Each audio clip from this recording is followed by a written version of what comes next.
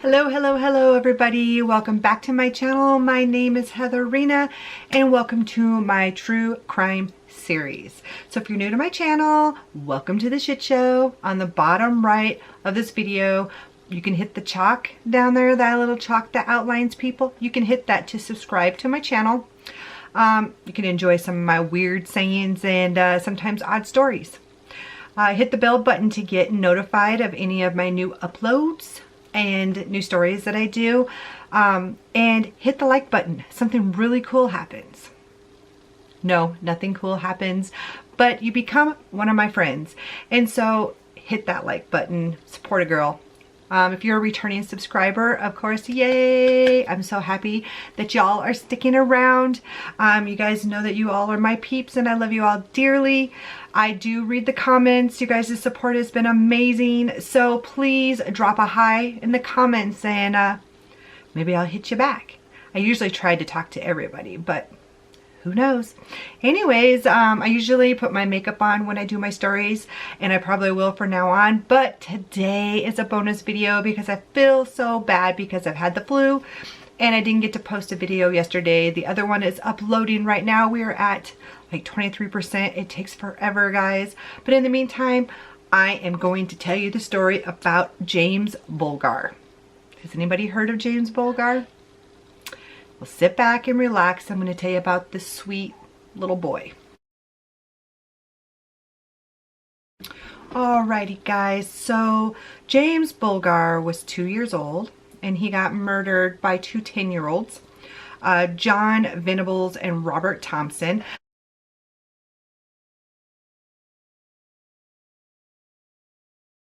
I took some notes so that I made sure that I did not forget anything to talk about.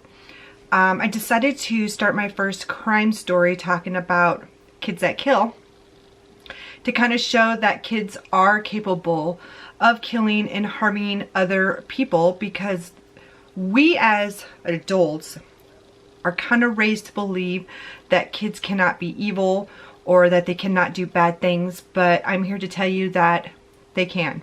Now, do they have bad pasts that shape them into the humans that they become? Yes. And I'm going to tell you here about John Venables and Robert Thompson. I may be saying John's last name incorrectly, and I apologize, but the show must go on. So this happened in Kirby, Merseyside, England.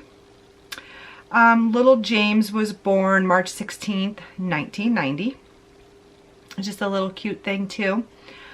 So John and Robert's upbringing. So when searching the story, there wasn't a ton of information about their upbringing, but I'm going to tell you about what I could find. Okay, so with their upbringing, both of the boys, more so Robert, tortured animals. That was one of the things. They tortured and murdered animals. They stole from charities and churches, along with stealing from stores. Both had parents who were separated, and both mothers seemed to drink quite often. The mothers didn't have a whole lot of interest in really being parents to these boys, which really broke my heart. But it seems like with a lot of these stories, you're going to see that that is like a common factor. Both boys had learning disabilities and they both missed a lot of school. They were both pretty much able to just run. They had zero parental influence. It was noted that Robert set fire to his home after his father had left. Robert also was badly molested by his dad, and he was also physically abused by his dad and his brothers. Also, his mother was abused by the dad as well, so it was probably good that dad left. But when dad left, the brothers kind of picked up where dad left off as of the physical abuse. So this whole story happened February 12th, 1993, which is like 25 years ago. And it happened in the mall in Bootle, England. And I probably said that wrong too. I know I have some friends from England on here, and I apologize if I have completely murdered any of these names. It is what it is. So here goes the story of poor little James. The story really touched my heart in so many ways, and so I wanted to get it out there just in case Nobody has heard about it.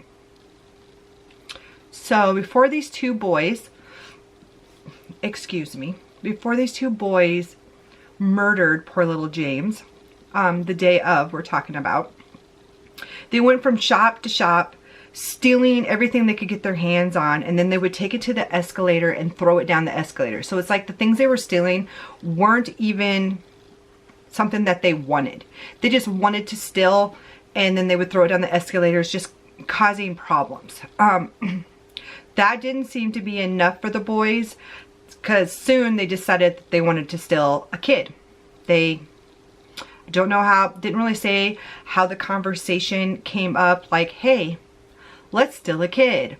These are two 10-year-old boys, you know, and I don't think a lot of 10-year-old boys really think about this stuff. So James wasn't the first child that they actually tried to steal that day.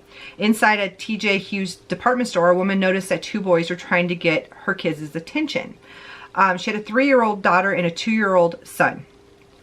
She said moments later, after she noticed that the boys were trying to like beckon her kids, you know, and then they went away, she said that she looked down and both kids were gone. The mother quickly found the daughter, but her son was gone. When she asked her daughter where her son had went, the little girl was just like outside with the boy. So, you know, she was old enough to at least say that. And she just like outside with the boy. So the mom, you know, started calling for her son. She runs outside and she sees the two boys beckoning the little boy, like, come on, come on. And then just as soon as they see the mom, they're like, you need to go back, go find your mom, like pretending like they weren't doing something, which tells you right there they knew right from wrong. The two boys went back to stealing candy from stores, and that's when they had spotted James. He was by the door of a butcher shop with his mom. His mom was putting in an order at the butcher shop, and while that was going on, the two boys kidnapped or summoned poor James away from his mother.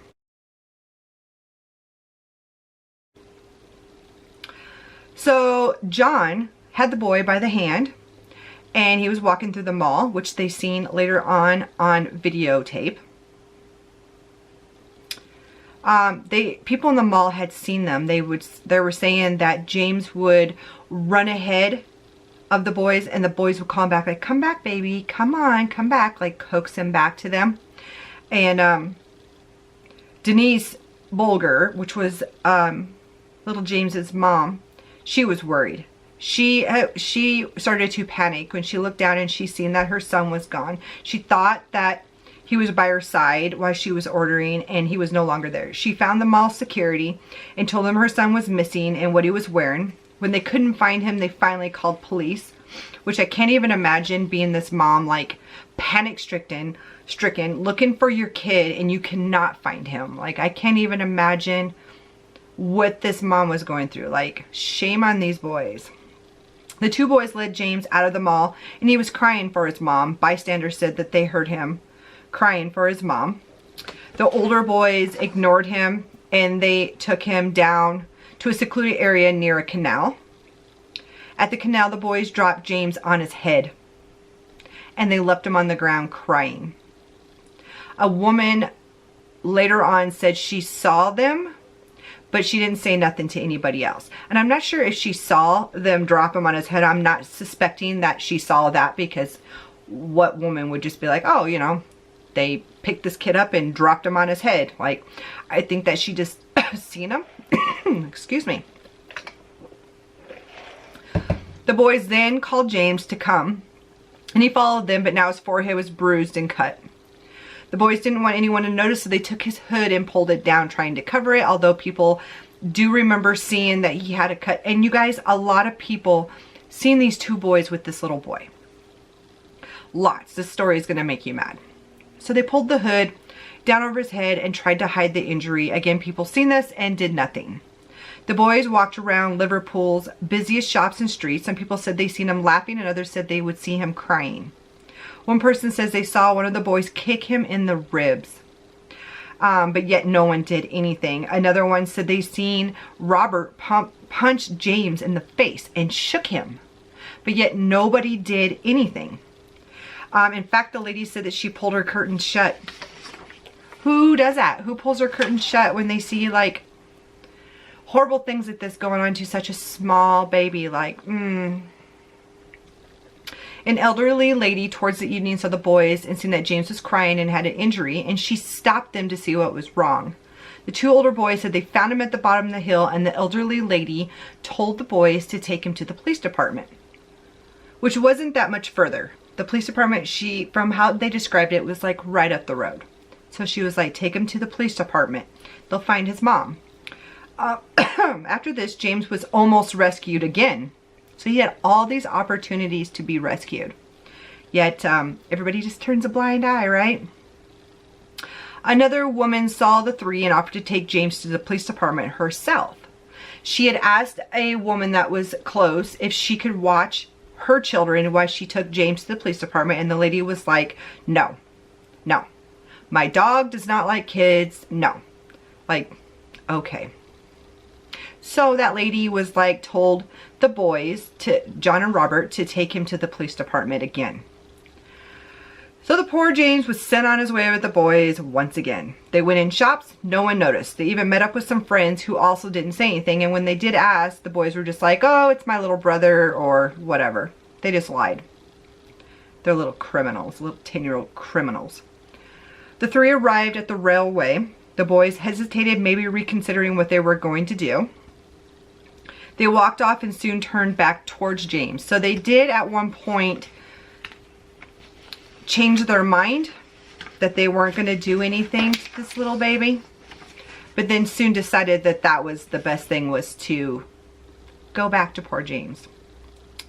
Earlier, the boys had stolen blue paint from one of the stores, and they used it to hold James down, and they poured it in his eye, which I'm sure burned and made him scream. When he cried, they then kicked him, threw bricks and stones at him, and stuffed batteries in his mouth. I'm sure the batteries they probably stole as well. Finally, the boys hit James over the head with a 22-pound iron bar, which resulted in 10 skull fractures. God, that's a lot. All in all, poor little James sustained 42 injuries to his face, head, and body. He was so badly battered the cops couldn't figure out which injury represented the fatal blow. The two boys then put James on the railroad tracks in hopes of making it look like an accident. Thankfully, he was already dead before the train rolled over him and severed his tiny body into two. Y'all, they tortured this little boy, and they knew well enough that it was wrong to try to cover up a murder scene at 10 years old. 10. The next day, the police checked the canal because that was the last place people had seen them. At first, James's parents were suspects because they didn't have anything to go on. When they watched the footage and seen John and Robert leaving the mall with their sweet little 2-year-old boy, they were actually, the dad actually was pretty relieved when they seen the footage, because the dad was like, oh, he's okay. He's with other kids. He's safe. He's safe. When they seen the footage, they seen that it was kids, obviously. They started to check school records to see who was not in school that day. The sad thing is when, you know, James's father was like, oh, he's safe. He's safe because he's with other kids. The search ended 2 days after the disappearance when 4 children found James's body on the railway, 200 yards from the police department. He was close, guys. They were like really close. All the items used in the attack were thrown around everywhere with the boys' blood on them, and the blue paint was found. An anonymous call is what helped solve the case. Someone called in and said both Robert and John were absent from school Friday, and they seen blue paint on John's jacket sleeve. The police went to both boys' house and found blood on Robert's shoes and blue paint on John's jacket. During separate interviews, the boys turned on each other, blaming each other for the murder. John eventually confessed that he did kill James. He then asked for them to tell James's mom that he was sorry. Robert, on the other hand, denied everything, but in the end, he gave a detailed description of what James was wearing. Robert seemed unfazed by the entire thing. This earned him the nickname, the boy who did not cry. At court, people screamed for the boys to be killed, a life for a life. John would burst out in tears where Robert seemed like he didn't care. Actually, for a long time, they thought Robert was the instigator because he didn't cry. He was very stonish. And, you know, John would just burst into tears and he would cry and stuff. So they kind of felt like Robert was the ringleader. But then later on, they said that John had an explosive temper and he was the one that was always bullying in school and getting in trouble for fighting. They couldn't find a motive, but both boys were convicted of murder, which made them the youngest in 250 years. The boys served 8 years, and at that time they were reassessed. They were then 18. If they weren't deemed dangerous, they would be released. Both boys had no incidents in prison, of course, and did their time quietly. So both boys were released in 2001. Under their release, they were given new identities for the life due to public fury. So they got out of prison and they gave them both new identities. And what they ended up saying was if they didn't get into any trouble, you know, then they could keep their new identities. But if they did, then I guess they were going to out them of who they were, or that their old names would be brought into maybe the new convictions to show that they're a pattern offender. I'm not sure. But they just kind of said like they were given new identities because everybody was in a fury. Like they wanted these kids dead because it was like life for a life. James's mother did locate Robert in 2004, but decided not to confront him as she was paralyzed with hatred. Can you like imagine like your baby was killed and they get released and you want to face that person and be like, why? But then you're just so mad you fear that you would do something very badly yourself. John has did really good since he's been out. Robert, on the other hand, has not, which it gives me another, you know, like he must have been the instigator because I don't know. That's my opinion because he got into trouble. In 2010, he went back to prison for downloading images of male toddlers being sexually abused. He became eligible for parole in 2013 and was released. But in 2017, he went back to prison for more child abuse images, pedophile manual that provided instructions on how to have sex with kids. He was sentenced to 3 years and 4 months. So right now he is out. He is out. He's under a new identity, which I could not find what that was. I know the world was angry and they were like, see, he got into trouble. Like you should be able to say what his name is now. You know, like what his new name is, or give him his old name. I don't know. People were really mad, and they're still really mad.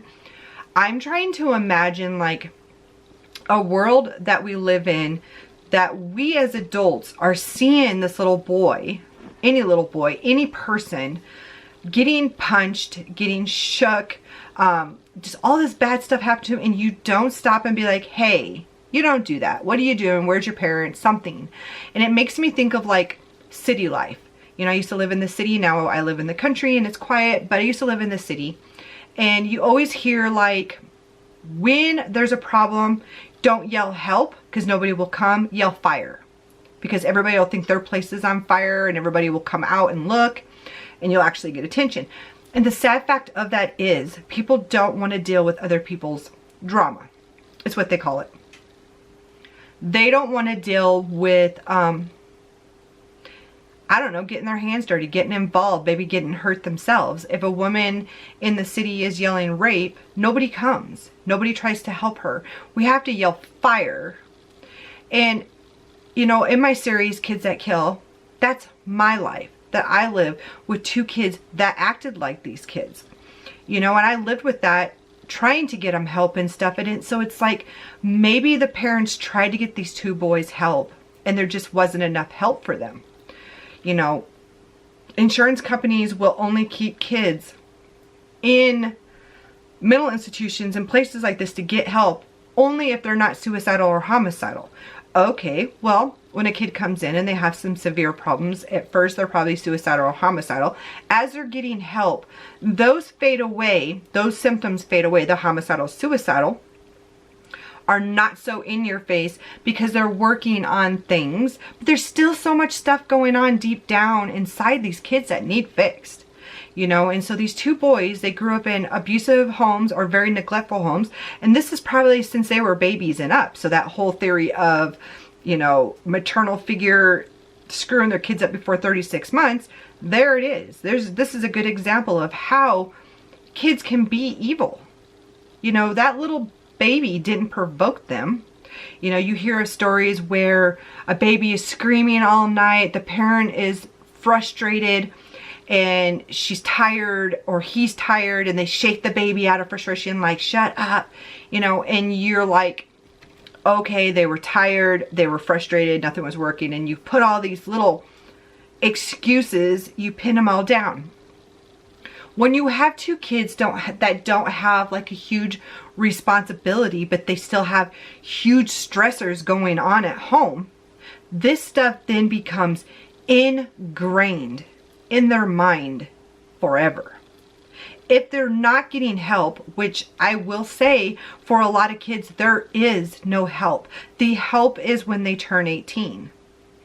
When you can push them out and put the wall up and be like, you're on your own. That is when they have to face their own things. Now, when they're kids, us parents have to face their things. We have to pay for it. They break the law, we have to get them to community service. We have to get them to counseling. We have to get them to take their meds. We have to do everything until it becomes under their shoulders and they have to take responsibility and they have to feel uncomfortable. I don't think changes can happen. Now there is lots of cases where kids turn their life around. Lots of kids that are adopted and they turn their life around. Lots of kids that are in foster care that turn their lives around. Most of the time though, it's when they're 18. You know, these kids all involved, that little baby did not deserve what he went through.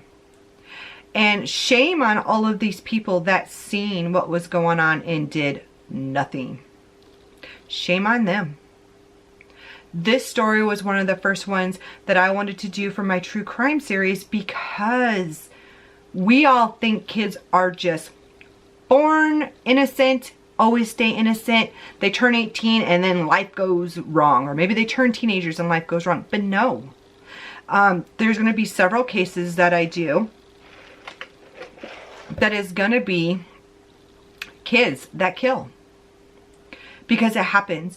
And the fact of it is the world needs to open their eyes and see that kids need to be in foster care a lot shorter time. And they need to be adopted a lot sooner than what they are. I hate and despise the whole adoption system. Why do I have to pay $150,000 for a lawyer to write up things for adoption? Who just has $150,000 just laying around to adopt a kid? Why are they not making this easier? You can still do your background checks. You can still do your house checks, home checks, whatever you want to call them. You can still do all of the stuff to keep this child safe. But why are you charging families so much to adopt a kid? And why is it, well, you know, they got to stay in foster care for a year to see if mom and dad get their crap together? Probably not. Probably not. We need a shorter time frame. We need to have these kids, if they're pulled from a bad situation, right into a more permanent situation. So let's say, for instance, Maria over there wants to adopt. A baby is taken out of the home of the parents, put right into Maria's home. Then if the parents happen to get their crap together, they should be integrating. So mom and dad shouldn't have an entire year, then get their crap together. No. They should be working towards getting themselves together that year. Meaning, getting themselves clean, getting their house clean, doing the counseling, doing the things they're supposed to be doing, and visiting with their kids very often. All the time. That break in connection is screwing these kids up. The fact that I hear that all of these poor teens are sitting in foster homes, in orphanages for a long time, and most people don't want to adopt teenagers. Well, that just makes me sick. You know, yes, I understand teenagers have or may come with a lot more problems. If they have lived that life all the way up until their teens, and somebody now has seen the focus that this is not a good situation, and you pull that kid out, now you have a stronger kid that's able to do more damage. And I understand that. But if we're doing more things for our children, stop with the whole kids can't kill, kids can't be evil, kids can't do things, because they absolutely can. And the fact that we need way more facilities to take these children in, to help them. How about less funding to foster homes and more funding to RTCs and PTRFs and mental institutions and things to get these kids help? You know, our funding and our insurance is crap when it comes to that. I live in America where our healthcare system is crap when it comes to mental health. We need help for these kids so they don't harm people. Coming from somebody who has went through this, lived with 2 kids that their mom completely destroyed them, it was so hard. Asking for help and then being like, well, you know, they're in a good home now, so like we really don't have resources unless you like take a charge. Do you want to like take a charge so we can help you? Hell no, I'm not going to take a charge for you to do your job. And I feel like that's kind of what happened. Like, people knew that these kids had problems. They knew it. They didn't do anything to help them. They watched these kids walk around beating on this boy, this little baby, and doing bad things, and they did nothing. They closed their curtains. So yeah, these kind of stories make me mad. They make me mad because there is very little help out there. And the fact of the matter is, a lot of these kids cannot come back out of this abuse. They can't. Catching it right away is the best way. The younger the kid, the better. But making these kids sit in foster care while their parents, for years on end, back and forth, in and out of foster care, while their parents try to figure it out, I'm sorry. I don't have the heart to be like, you can get it together. Screw your kid up. You can get it together. No. Screw up once. Get your act together. Get your kids back. Do what you're supposed to do. Don't do it again. Not screw up, lose your kids, get them, you know, lose your kids, get them back, screw it up again, get them back. No, there shouldn't be time after time. And I have people who are writing me all over social media being like, I went in and out of foster care several times. I don't know if I have told you guys this or not. I had 2 foster kids. One was a year old and she had been in 6 foster homes. Year old. The other one was almost 3 and he had been in 8 different foster homes. They were brother and sister and had never met each other. Yeah, what's wrong with our system? Came into my house. Things were going good, getting the help. The parents never did any counseling. The parents had alcoholism. They never went to any classes, never went to any support. They didn't ever visit either one of their kids, not one time that I had them. I only had them for like 4 months. I got them from another foster home that couldn't handle them anymore. And they sent them right back home with the parents. And I found out not very long ago they were back into foster care yet again.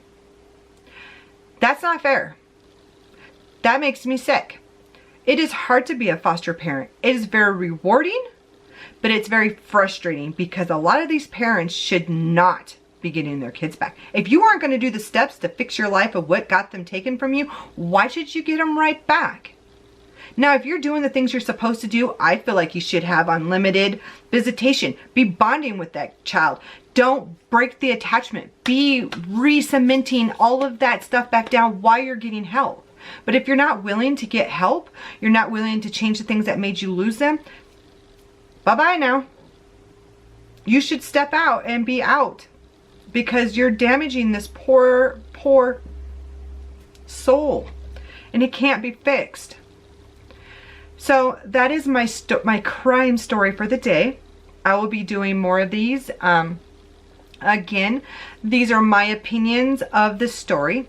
These are the research that I did. Some things could be wrong. I'm sure a lot of the pronunciation is wrong. But this is the way that I viewed the story. If you like the story, hit the like button, give me a share, tell your friends.